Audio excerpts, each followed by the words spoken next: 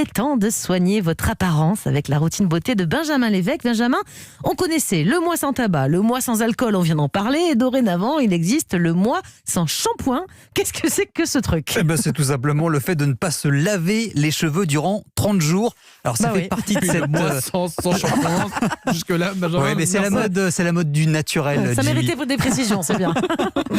Et c'est surtout parce qu'on a tendance en fait à prendre de mauvaises habitudes quand on se lave les cheveux, comme l'explique le coiffeur Axel Joubert.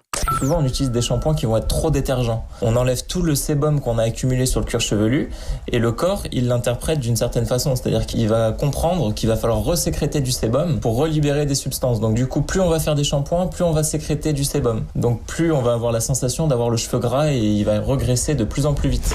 Et c'est justement pour stopper ce cercle vicieux que l'on va faire cette cure de sébum. Vous savez, généralement, lorsqu'on ne se lave pas les cheveux, il graisse, c'est parce que le corps et donc le cuir chevelu sécrètent du sébum, et en laissant ce grain naturel, il y a deux avantages. Le premier, vous faites du bien à vos cheveux puisqu'ils sont bien hydratés, et le deuxième, c'est qu'après cette cure, vous allez pouvoir espacer vos shampoings, comme le précise Axel Joubert. L'idée, c'est de repousser les shampoings. Vu qu'on a une régulation naturelle des glandes sébacées qui libèrent le sébum, on va repousser les shampoings. On dit que pour normalement une personne qui se lave les cheveux 1 à 3 fois par semaine va pouvoir espacer ses shampoings, va pouvoir faire plus qu'un shampoing par semaine, quoi. C'est une solution naturelle finalement pour empêcher une sursécrétion de sébum en fait.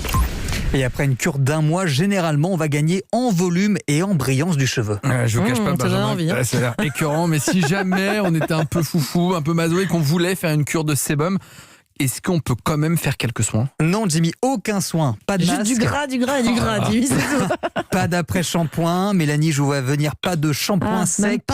Et non, la seule chose qu'il est recommandé, c'est de vous brosser les cheveux tous les jours, voire plusieurs fois par jour, pour éliminer les saletés, la poussière d'une part, mais aussi pour bien répartir le sébum ça me dégoûte. jusqu'aux longueurs, de sorte que le cheveu soit gras des racines jusqu'aux pointes. Alors Benjamin, en dehors du fait d'avoir des nausées, est-ce qu'il y a des contre-indications ? Est-ce qu'on peut le faire avec n'importe quel type de cheveux, comme les jolis cheveux bouclés de Jimmy ? Et ça marche avec tous les cheveux, qu'ils soient lisses, bouclés ou même crépus. Jimmy, tout le monde peut le faire. Mais oui, attention, j'ai dit bouclés, c'est vrai qu'ils sont plutôt crépus. Attention, si vous venez de faire une couleur ou des mèches, vous savez que ça demande des soins pour Jimmy, entretenir à cause de vos mèches. cette coloration.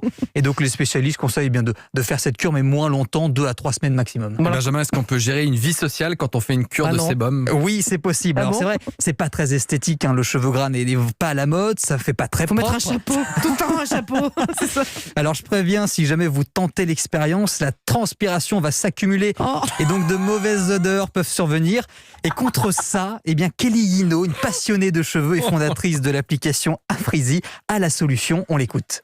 On peut utiliser de l'eau déminéralisée avec de l'eau de rose ou de l'eau de lavande, des eaux florales. Mettre l'ensemble en fait à moitié-moitié dans un flacon de type spray qu'on peut retrouver dans des grandes enseignes très facilement. Et après venir vaporiser du coup une fois tous les 2 jours par exemple sur le cuir chevelu, la base des cheveux pour parfumer un petit peu.